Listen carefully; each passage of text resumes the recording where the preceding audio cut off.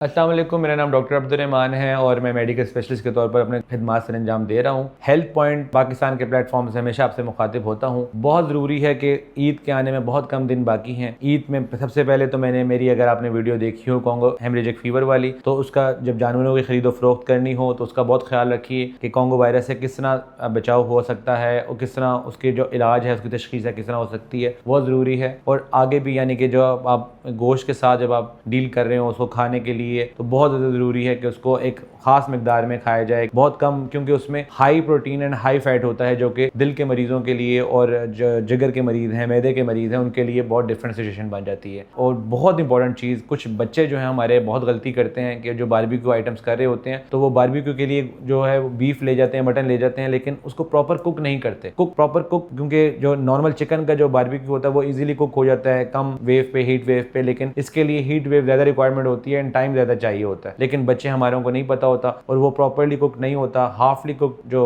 Barbecue होता है उसको खाते हैं और ज़बरदस्त किस्म का डायरिया और फूड पॉइजनिंग जैसे सिम्टम्स आते हैं। बहरहाल अपना ख्याल रखिएगा। मेरी तरफ से आप सब लोगों को ईद मुबारक। आने वाले जो पल हैं अपने अपने साथ अपना ख्याल रखिए, अपने लोगों का ख्याल रखिए। तब तक के लिए हाफिज़।